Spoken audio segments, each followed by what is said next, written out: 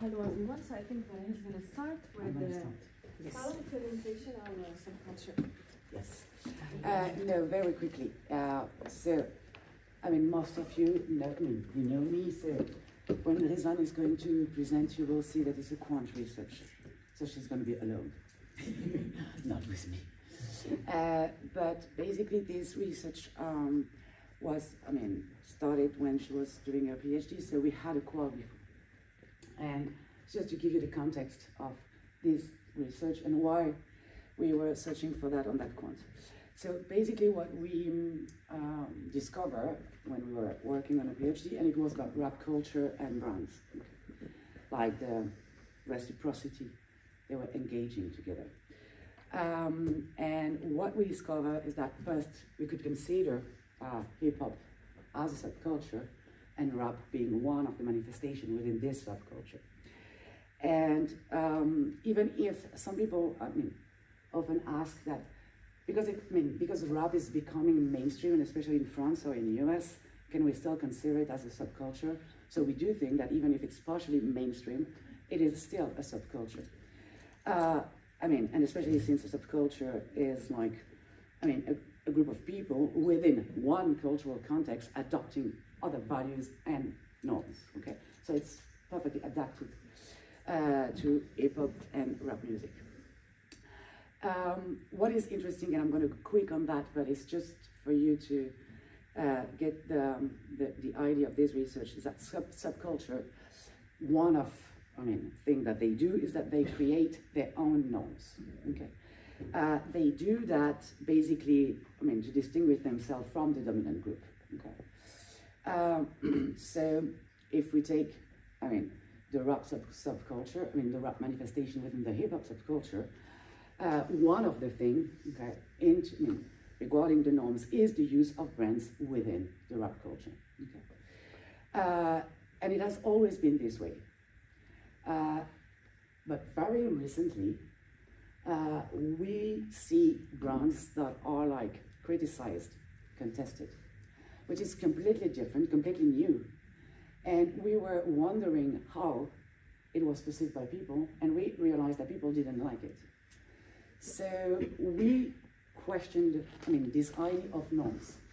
And when norms are transgressed within the subculture itself, what happens is that we're gonna see either symbolic sanction or some kind of reinterpretation, where we see new streams or integration of this new movement, which is basically what we see today with rap music. So 20 years ago we were talking about rap music, and now we have, if you talk to rap experts, they're going to explain you that there is 10 different raps, okay? And it's a way for a subculture to reappropriate what is going on, okay? And because it was contested, we wanted to understand what, why people were reacted badly. So that's the that's the subject of this research. So you're going to look at that. Okay. Well, thank you, Valerie.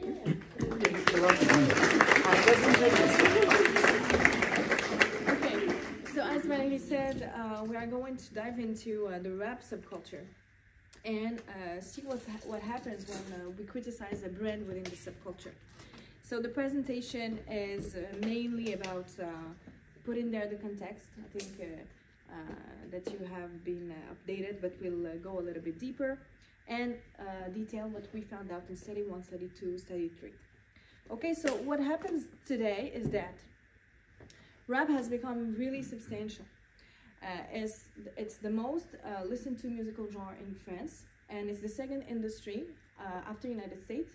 When you compare the sizes of the countries, that's pretty substantial. And it's also the most streamed musical genre since 2013. So, that being said, that means that rappers have gained more influence. And, oh sorry, you don't see that. Have gained more influence. And with this influence being there, being more present, you should know that 90% at least have 90% of rap songs at least have some kind of mention to a brand, whether it's visual, in the lyrics.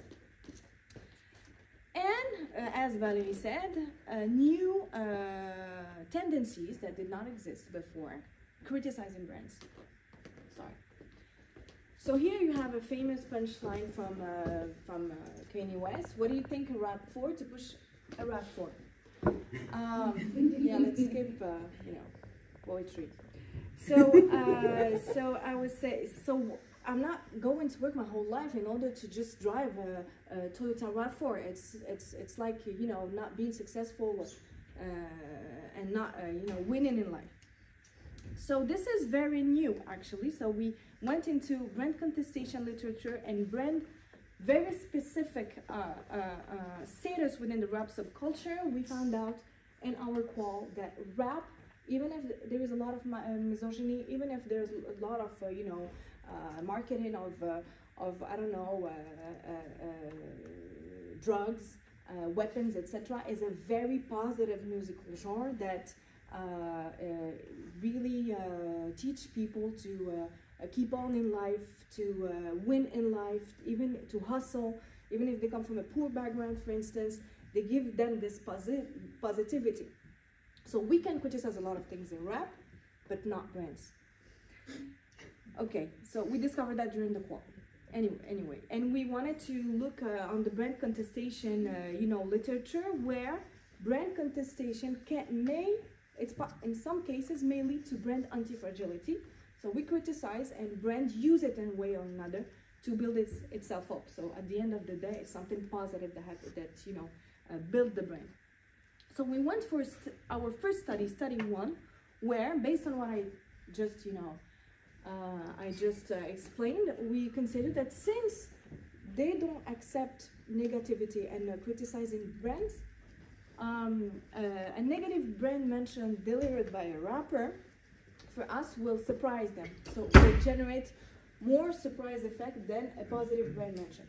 So we went for, here I'm just showing the scenario that we showed off. Here you can see Samuel trying to, help us as much. This is Samuel on the picture. Alexandre. This is Alexandre. This is Alexandre. You may not even recognize him, but we created a fictive brand, champagne brand, and a fictive rapper named rapper Decker. And we just went for a in-between subject experimentation, and found out that indeed negative brand mention influenced more positively the brand than a positive brand mention. So it worked. For study 2, we went for our second hypothesis, where we considered that a negative brand mention delivered by a rapper influenced more positively the brand attitude and the brand purchase intention. So a boomerang effect happens there, because we're surprised and we react completely at the opposite as we are taught to do. So here it worked too, and also we wanted to see if the attachment to the rapper is a moderator to this effect. So for that, we asked people to tell us to choose a rapper they like and to choose a brand they know. Just a rapper they like. We went in between subject experimentation. We went for an in between subject experimentation, and we found out that yes, it does not only create a surprise effect, as we mentioned earlier, but also it has a more positive impact on brand attitude and brand purchase intention. So it worked for here too. Okay? And that rapper attachment, the more I'm attached to a rapper, the least this effect will be positive. Okay? So rapper attachment being there, a moderator, and so we find out this too. On study 3, we wanted to undisclose the psychological, what's going on, what happens behind this negative brand effect, a negative brand mention, and positive effect on the brand. So we use surprise effect and brand advocacy as double mediation to try to explain that, and we went again for an in-between subject experimentation where we use on our scenarios rapper Hamza, because he's very famous, and actually we chose him from a list of more listened to rappers in I think Spotify. And we worked with the brand Louis Vuitton, which is very used in rap, so it looks very credible. We also didn't write down the lyrics by ourselves. We asked a very young rapper who is who was nice to me because he's Valerie's son, and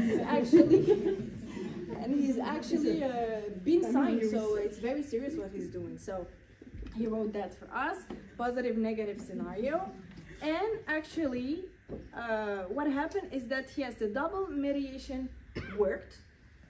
A negative brand mention has a more positive effect on the brand via the surprise effect that generates brand advocacy. So we're surprised, and because we're surprised, we want to defend that brand because it's not part of the values we associate with in this subculture. Attachment to the rapper being still a moderator there. So, of course, our hypothesis, in every single new study, we try to see if the hypothesis that we've worked earlier is still working. So it was the case for all our hypotheses. Yes, for study one. In study 1, we tested H1. In study 2, I think we tested H2 and H3. And in study 3, we tested H4. Okay, so there is a problem there. So actually yes, there is a problem there. But anyways, we were able to verify, verify if this works all the time, and it works for us in all the 3 studies.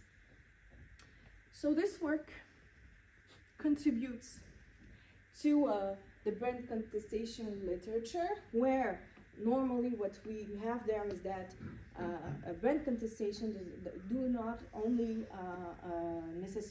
not necessarily impact negatively the brand, they can also impact it positively when managers use it in order to construct the brand. But in this specific situation of ours, the subculture protects it. So there's no need for a manager to incorporate anything or change it based on what they heard about the contestation, or fix it in order to appeal to the market. But because they are protected, because we don't accept brand criticism. And the brand anti-fragility literature, well, our limits are that we use projective methods, and that we are in a French context, where maybe rap music, even if today people may speak about rap music more freely, but okay, it's not on this this study actually. It's on a qualitative study, since qual is richer, as we learned yesterday and today. That people are still in some sets, let's say on a job interview, they don't feel at ease saying that they listen to rap music.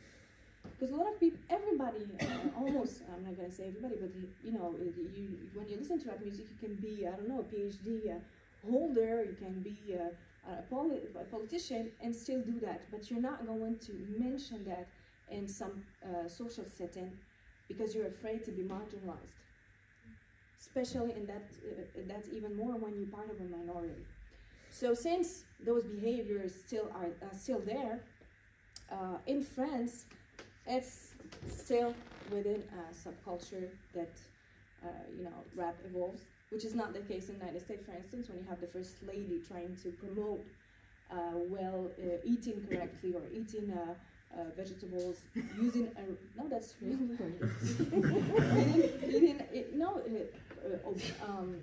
Michelle Obama was rapping with a group of and created a rap song in order to promote healthy eating.